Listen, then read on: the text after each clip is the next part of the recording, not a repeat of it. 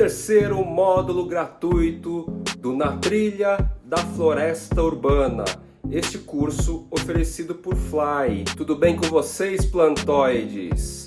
Chegamos aqui no início da segunda metade desta trilha, desta caminhada juntos, e em cima daquele conceito principal, no lidar no dia a dia com as plantas tropicais que possuem modos, substratos, umidade, ambientação parecidas. Eu vou apresentar para vocês algumas técnicas que eu aplico, que eu aprendi, que eu treinei durante o convívio e cotidiano com a minha florestinha. E eu acho que vai começar a chover, mas eu vou gravar mesmo assim. Sabe por quê?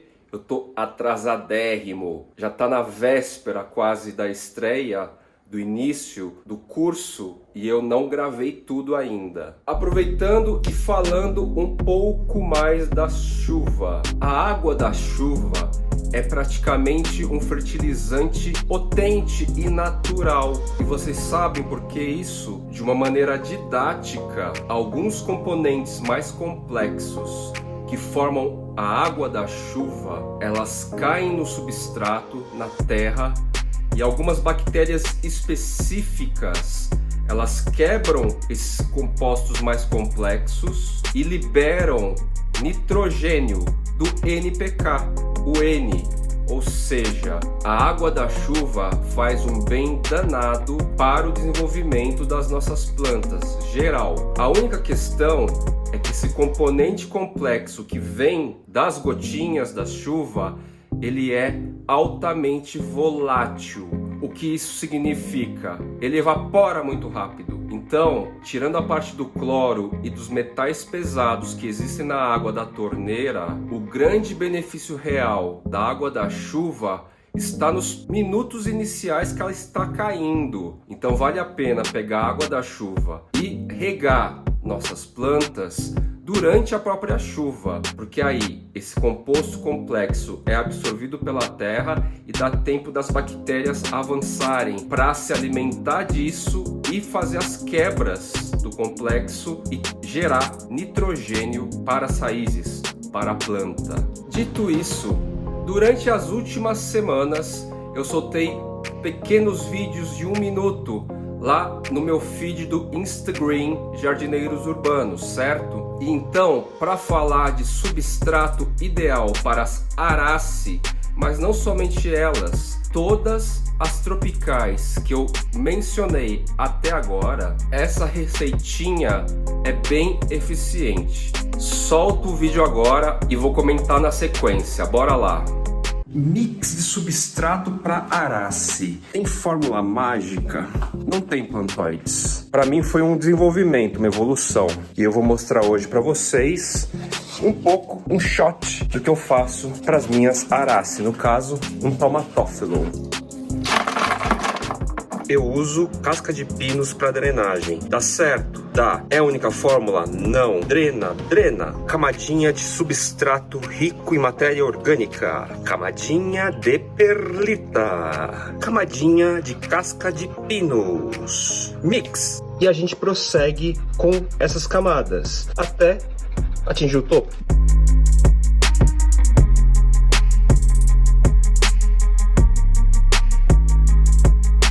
Como eu comentei, não existem fórmulas mágicas, plantoides.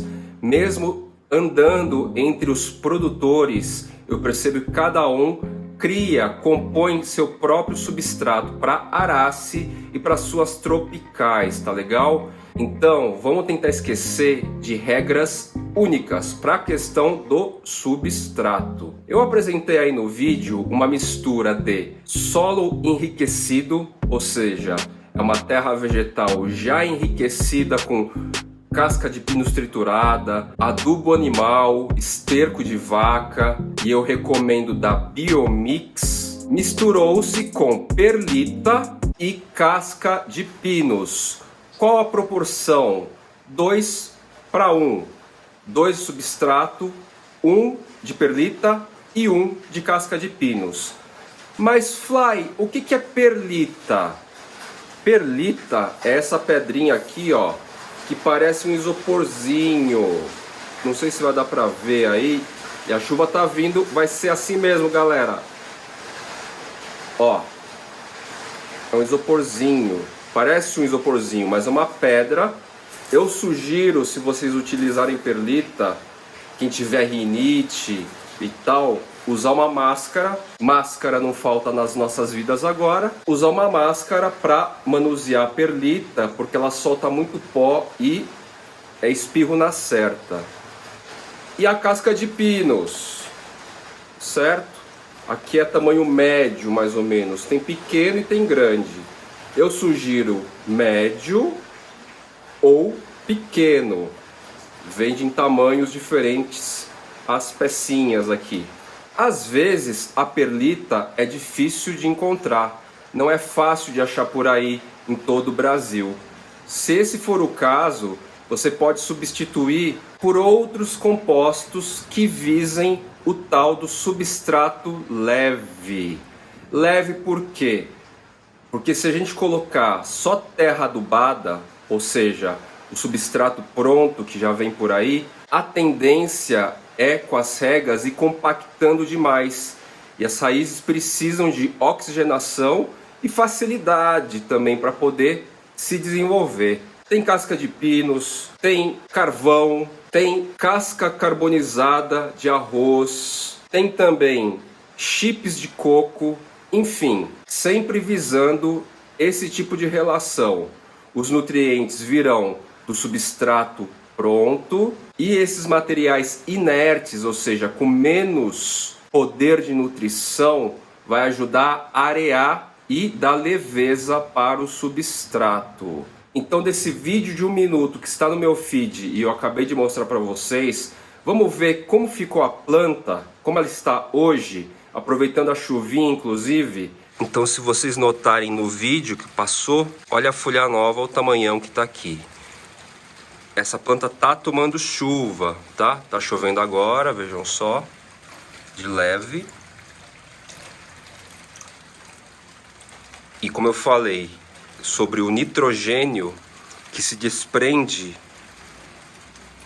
a partir de um composto mais complexo que evapora rápido,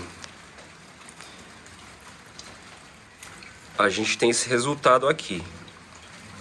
O substrato está aqui. Então o que acontece?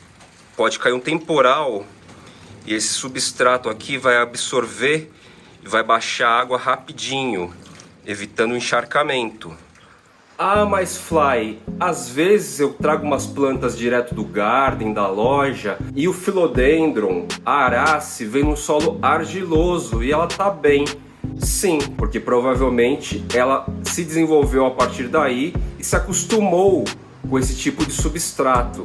O que a gente faz basicamente nessas misturas são alguns mimos e uma tentativa de representar ao máximo possível uma condição de substrato relativa ao habitat natural. Um fato curioso, e eu já notei em 3 experiências aqui na minha florestinha, é que quando 3 Arace vieram nesse solo argiloso, o solo argiloso concentra mais água. Então as raízes ficam mais folgadas para puxar essa água do substrato. Elas não fazem muito esforço. Quando você muda para um substrato ideal, elas dão uma murchada, porque elas vão demorar um tempo para entender. Bom, vamos trabalhar mais e o esforço é maior agora. É bem interessante esse processo. Mais um motivo para dizer que não existe um ideal. Até na argila, num substrato mais argiloso, algumas Arace se desenvolvem bem. Vamos falar agora um pouco de umidade do ar. Para as plantas tropicais, a umidade do ar é determinante para o desenvolvimento e estética, a beleza das plantas. Não quer dizer que se a gente não borrifar nossas plantinhas, elas não vão crescer e se desenvolver. Elas vão, mas assim, elas vão ficar menos vigorosas, menos belas, esteticamente vai influenciar e você vai falar: ai, minha planta tá feinha, tá caída, tá triste. Por causa disso, a umidade para as plantas tropicais é essencial. Em torno de 70% é o ideal. Por isso, lá na Indonésia, lá na Tailândia, que a umidade do ar média é de 70%, você assiste episódios, seriados, documentários, entrevistas por lá, você vê todo mundo meio brilhantinho, como eu devo estar agora, assim. Porque a umidade é extremamente alta. No caso, eu tô aqui assim por causa do calor. E não tenho equipe de maquiagem para ficar passando pancake. Então, um dos segredos do vigor das minhas plantas é esse cuidado de ser metódico e criar a condição de umidade do ar para as plantas dentro de casa. As de fora, eu confesso que eu me preocupo menos. Por quê? Como tem chovido em São Paulo ultimamente, todos os dias quase, a umidade chega a atingir 90%. Então eu fico tranquilo e deixo a própria chuva cuidar dessa função para mim. Embora eu não seja fã de calateias e marantas, por exemplo, e eu não tenha ainda dessa planta aqui, eu tenho que dizer para vocês que é um tipo de planta tropical que requer mais umidade ainda.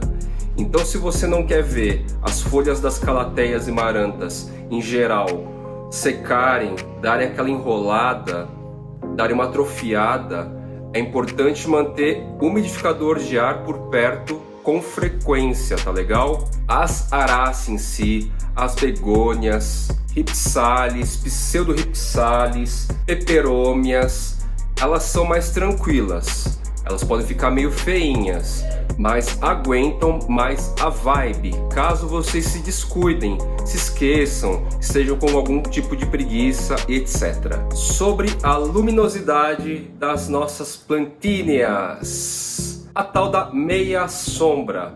Só que muita gente confunde meia sombra com somente a sombra muito clara, a ausência de sol. Isso não é bacana para a maioria das nossas tropicais, tá legal? Como eu tô falando nessa média que eu apresentei no segundo vídeo, ou seja, naquele segundo vídeo eu trouxe para vocês uma variedade de gêneros que são bastante compatíveis, inclusive na questão de iluminação. As plantas sim precisam tomar algum solzinho. Se você tem alguma área externa e o sol é muito forte, vale a pena colocar um sombrite de em torno de 80%.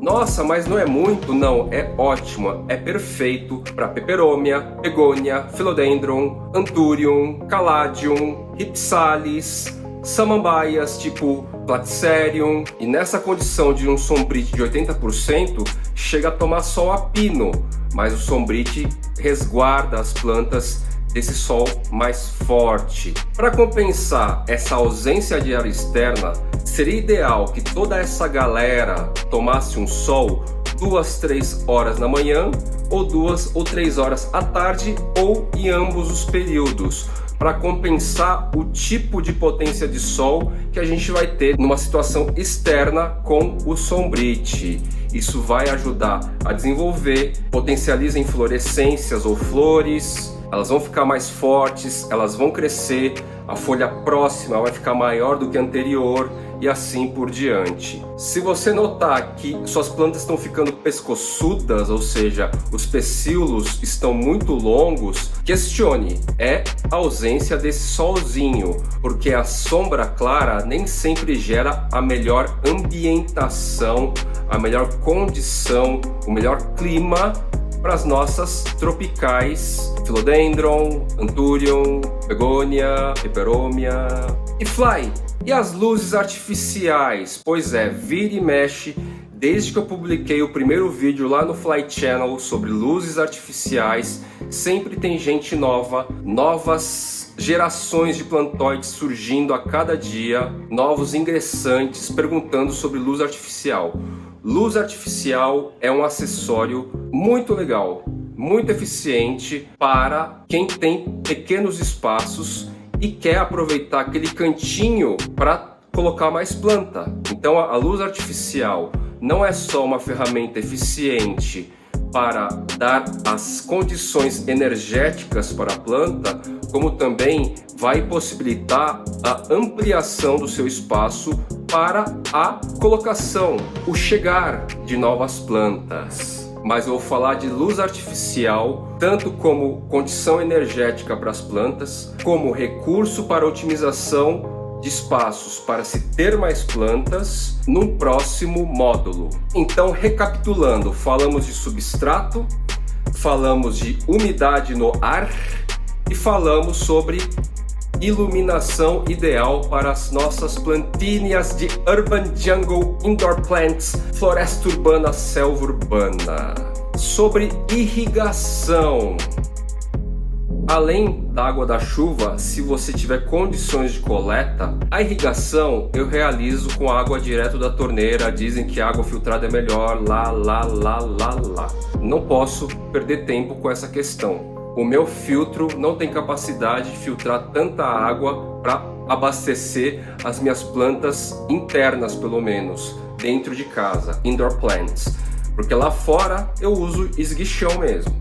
O que vocês enxergam neste cenário, o que for possível enxergar nesse cenário, é tudo irrigado com água de torneira.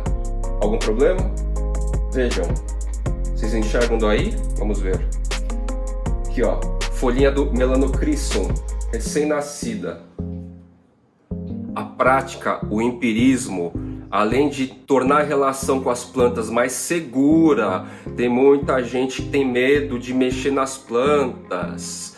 Ou excede, fica acariciando, passando perfume, ou, ai meu Deus, morre de medo. Então a prática vai nos assegurar a lidar melhor com as plantas e vai nos mostrar, vai nos trazer resultados práticos em cima da nossa própria experiência. Isso é o melhor tipo de ganho de conhecimento. Neste período do ano tem feito muito calor no Brasil inteiro e eu sei que no Rio tem feito mais de 40 graus. Estou vendo planta secar, a pessoa está precisando regar 2 vezes por semana, as plantas estão moles, caidonas, porque até para as tropicais, mais de 40 graus é sofrível, dói, cansa e tudo mais. Então, para muito carioca que tem chegado para mim, foram uns 10 cariocas, a recomendação tem sido essa: borrifa mais água nas folhas, com certeza, tá legal? Precisa, borrifa, quase virando um toque, certo? E repara se o substrato não está secando, porque um substrato seco vai promover sim as folhas começarem a secar também. 4 casos, 5 casos, onde você mora? No Rio, tudo secando? Como assim? Não tem fungo, não tem pequenos seres maléficos e tal? E era isso, falta de umidade, tá chovendo pouco e muito calor, e o substrato, a água do substrato evaporando rapidamente. Quando os jardineiros urbanos pro Fly e o Fly Channel iniciaram, eu lembro muito bem que uma das grandes ocorrências era que o plantoide excedia, pesava a mão na rega. Então as plantas afogavam, as raizinhas apodreciam e a planta ficava triste e tudo mais. Isso passou, isso é um crescimento em nossa comunidade plantoide, muito legal. Então as regas precisam ser periódicas, mantendo o substrato úmido. Você sente, você coloca o dedo, põe a mão, dá uma afundada assim, né? Você sente, ó, se não grudar assim, isso aqui é úmido. Se não grudar assim, é que tá seco. Molha, né? Molha quanto? Molha tudo. Deixa o pratinho atuar e aquela água fica lá. Aquela umidadezinha na água, inclusive, é bom porque vai evaporar e vai ajudar também na umidade do ar. Olha só, as relações todas lógicas, tá legal? E quero falar agora para vocês sobre a fertilização do substrato. Qual que é o motivo principal da fertilização? Normalmente o substrato pronto, que é mistura de terra vegetal com compostos orgânicos, ele vai perdendo a força. Por quê? Porque a planta vai se alimentando. A casca de pinos também vai liberando nutrientes, mas de uma maneira mais lenta, porque ela não está totalmente decomposta ainda, certo? E a decomposição nada mais é que é a quebra de compostos mais complexos em substâncias químicas puras que são aprazíveis, que as plantas conseguem efetivamente se alimentar. Então, como essa riqueza vai acabando, tende a acabar, ou talvez, como a gente quer manter um nível de riqueza durante uma longa data, 1 ano, 2 anos, a gente precisa ir dando boosts no substrato a partir de fertilizantes. Fly aqui prefere sempre orgânico, já falei isso no canal, no Fly Channel, repito essa informação: orgânico, organomineral. Então eu vou trazer aqui para vocês 2 carinhas que eu bastante recomendo, acho legal, combino em algumas circunstâncias e vou explicar em quais circunstâncias. A gente tem aqui o Bayfort 867, líquido organomineral, tem um cheirinho, tá? Se você ver bem, lembra vinagre, porque a base desse adubo é de uva mesmo, certo? É um chorume feito de uva. Você vai misturar sempre uma tampinha para 1 litro de água. Esse aqui é como se fosse o café pilão das minhas Arace. É o café de todo dia, no caso de 15 em 15 dias. Aplico em todas as minhas plantas, rende bastante. Essa aqui é a garrafa de 1 litro, rende muito, rende meses, tá? E semana sim, semana não, é no substrato e nas folhas. Substrato, folhas, substrato, folhas. É um substrato eficiente, funcional, versátil. Quando você borrifar nas folhas ou até mesmo regar, vai ficar um cheirinho no ar, mas não dura muito tempo. Em situações onde as plantas estão um pouquinho maiores como, deixa eu pensar aqui. Ó, vejam só, meu Epipremnum aureum limão, ele tá grandão, né? Tá volumoso. Para essa situação, eu aplico também bocache 1 vez por mês, certo? Bocache também orgânico. E essa combinação do Bayfort e do bocache não gerou nenhum prejuízo para as minhas plantas. Como eu sei, fiz testes. Já tô aí uns 4 meses fazendo testes, tá tudo bem. Ai, que calor, meu Deus! Então eu uso o Biocache, que é o bocache da Biomix. Curto bastante esse carinha também, tá? Esse cara em específico, ele tem torta de mamona. Torta de mamona é tóxico. Só que nesse caso, então, eu aplico em situações nas quais o tangueira tango não possa alcançar.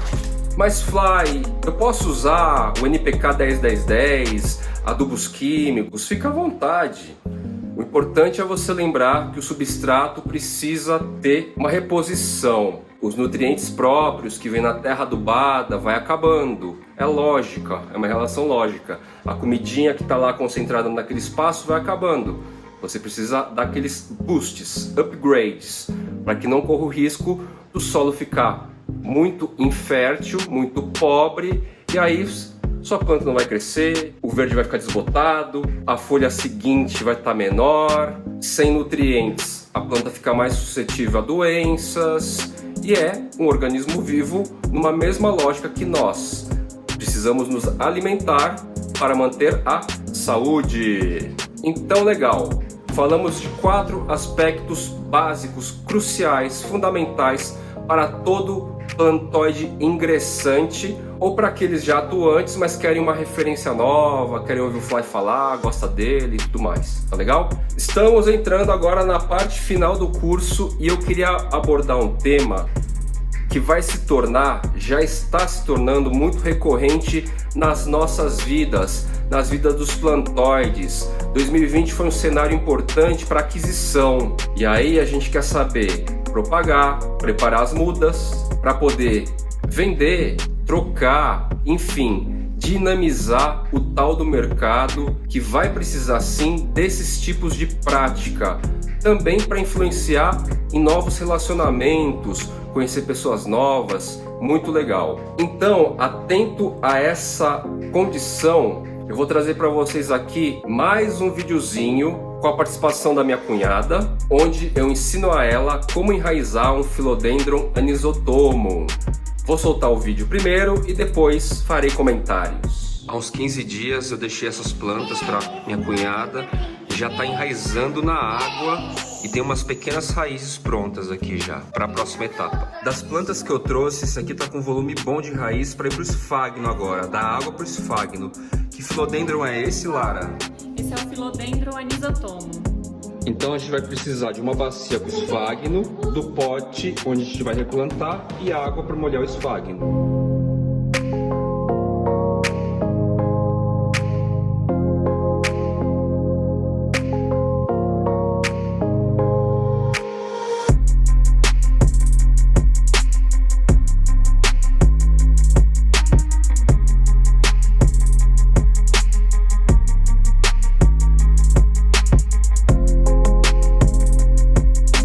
Legal, então vejam aqui, plantoides, eu tenho nesse frasco cheio de água, quem é que tá aqui?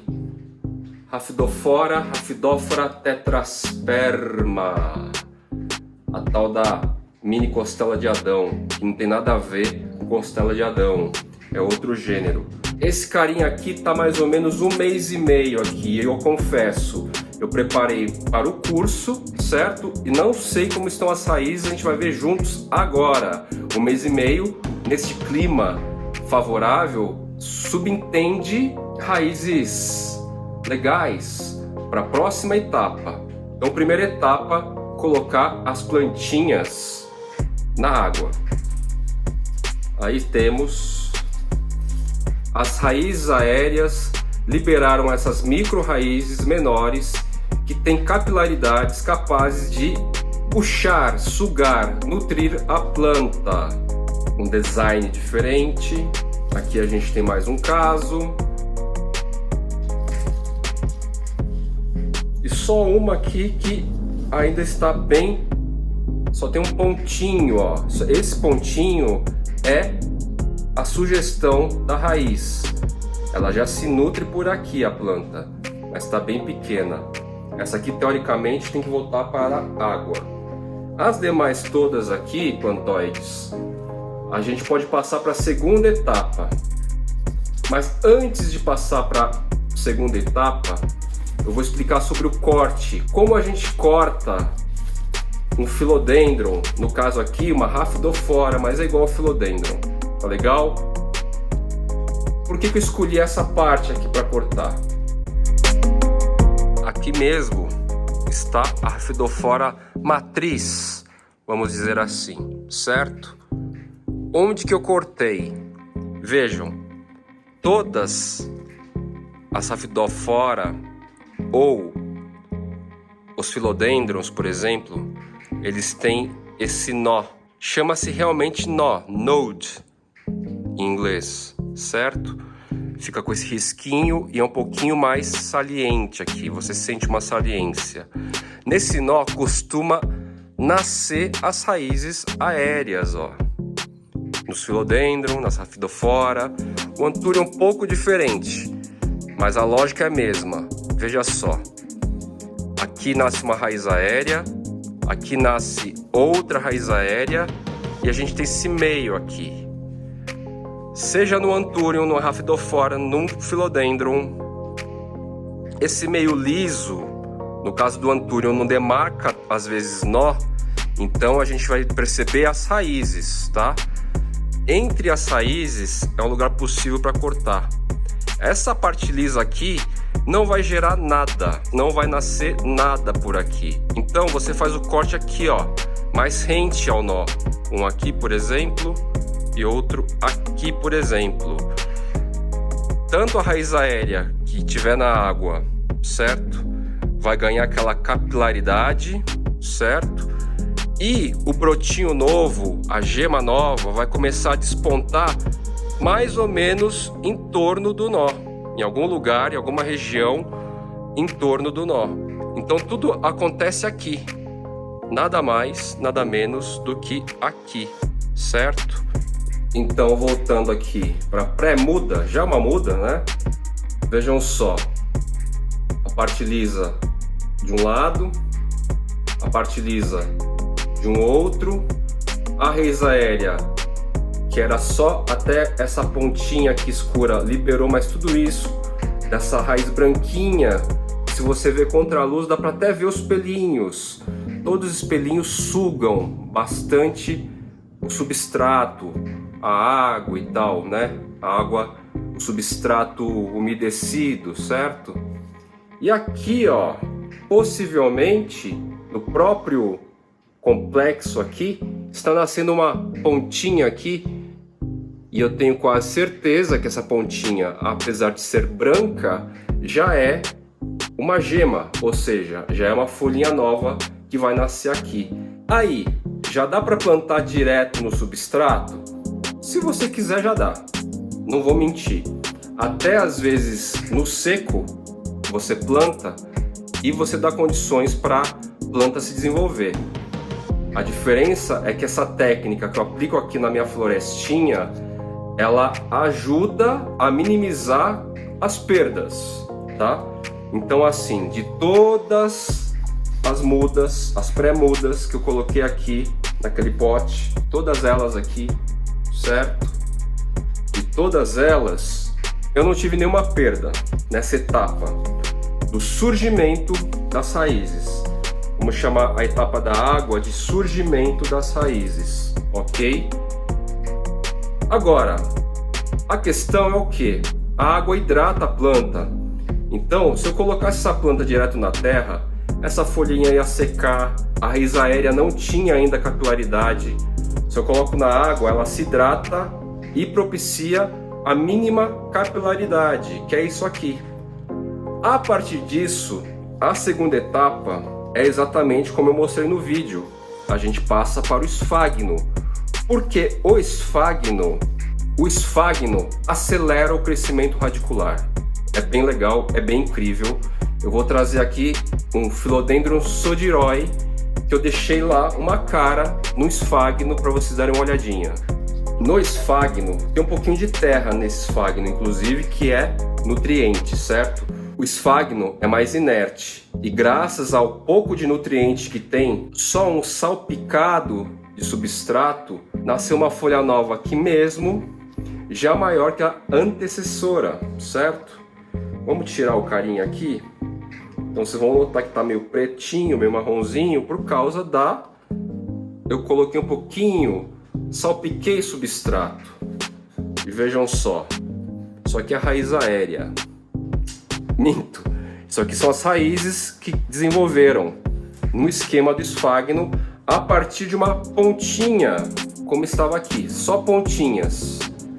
E o esfagno em si, então você vai enrolar a planta no esfagno, e aí esse crescimento aqui vai acontecer dessa forma. Eu posso manter essa planta por um tempo aqui. Essa estruturinha, esse bolinho de esfagno está menor do que o pote, então eu posso cobrir de substrato aqui por cima apenas. E essa planta vai se desenvolver aqui dentro, certo? Um substrato mais inerte que o esfagno, mais um substrato rico em nutriente, aerado, a condição está aí. Caso eu não queira mais deixar esse cara aqui, já é suficiente para pegar e repotar, colocar num pote maior se eu quiser, o tamanho que eu quiser. Essa coisa de colocar uma planta pequena no pote maior e isso não ajudar a desenvolver é meio mito. Não existe isso não, viu gente? Vocês podem colocar uma plantinha num canteiro gigantesco e a planta vai desenvolver da mesma maneira. E aí se eu quiser então tirar, vou lá, retiro a planta, ela já está estruturada aqui. E o que eu faço? Por experiências e experimentalismos, né? A gente fica aqui quietinho, na solitária, faz nossos testes, não tem parpite de ninguém. E o que acontece? Eu pego esse cara aqui, eu só coloco num pote maior com aquele substrato pronto e não tiro as raízes dessa estrutura aqui, eu planto junto. Todo esse esfagno aqui, ele vai se decompor aos poucos e vai virar nutriente para as nossas plantas. Essa é real. Eu já tive alguma perda desse jeito, teve podridão, não sei o que, tarari, tarará, não teve nada. Inclusive, né, como eu sou meio abusado, o meu Philodendron Florida Ghost, que teoricamente aí é mais colecionável. O Philodendron Florida Ghost, trago para vocês darem uma olhada, ele foi replantado direto num pote maior com o formato do pote anterior só de esfagno. Tá legal? Deixa eu trazer.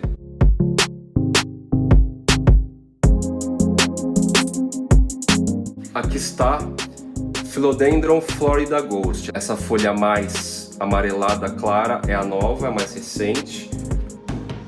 Esse pote é maior, aqui dentro provavelmente em algum lugar tá o esfagno e a bichinha tá super se desenvolvendo. Nesse caso aqui vocês vão notar que eu tenho cote, aquelas bolinhas, porque eu ganhei uma vez de uma compra que eu fiz de suculentas. A lojista me mandou um pote cheio de cote e eu resolvi jogar em alguns casos também. Então fica cote, bocashi e o Bayfort 867, né? Mais pouquinho, meu. Tem o quê? 10 bolinhas de cote aqui, é coisa bem suave, bem sussa, né? Sem excessos e tal. E a planta tá crescendo super bem, chegou na terra, chegou no substrato. Ela tava antes só no universo lá do esfagno. Na hora que eu bateu no substrato eu percebi, bum, começou a crescer muito mais rapidamente do que era antes. Porque substratos inertes a gente precisa suplementar, é um suplemento alimentar para a planta com biofertilizantes, Bayfort, etc. Isso que vai ajudar a um substrato inerte a planta ter um melhor desenvolvimento. Alguns plantoides, inclusive, já me perguntaram se deixar só no esfagno, só nos chips de coco, se tá tudo bem. Tá tudo bem. E a minha resposta é sempre essa. Até determinada fase da muda da planta, tá tudo tranquilo. Você suplementa com fertilizantes como Bayfort, bocashi ou algum outro da sua preferência químico ou orgânico. Só que depois de um tempo, essa condição não vai ser suficiente para um desenvolvimento mais vigoroso. E é igualmente lógico, quanto maior a planta, mais a necessidade de nutrição, de nutrientes. A partir de todos esses testes, todas essas experiências aqui na minha floresta, eu consigo chegar no mesmo lugar, ter o mesmo resultado ou resultados semelhantes. E o que efetivamente me fez conquistar essa abrangência foi o não temer lidar com a planta. Não temer a folha amarela, não temer a manchinha, não temer o fungo, não temer a podridão do caule e da raiz. Tive algumas perdas, obviamente, nesse processo, mas o jardineiro precisa se empoderar, precisa se assegurar, porque só essa segurança que vai nos ajudar a sempre criar, diversificar e experimentar. Tá legal? Vou finalizando por aqui o terceiro módulo.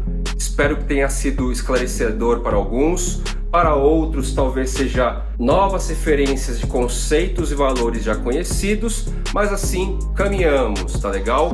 No quarto módulo, vou falar um pouco mais sobre luz artificial, os benefícios energéticos para a planta, os benefícios funcionais para o seu espaço. Vou falar também sobre estufa caseira a partir do meu terrário aquário, que foi uma invenção barra adaptação muito eficiente para plantas específicas, de portes específicos ou de exigências específicas. E tem mais um tema que é surpresa para a quarta aula, meus queridos plantoides. É isso aí, até o próximo encontro então e até mais!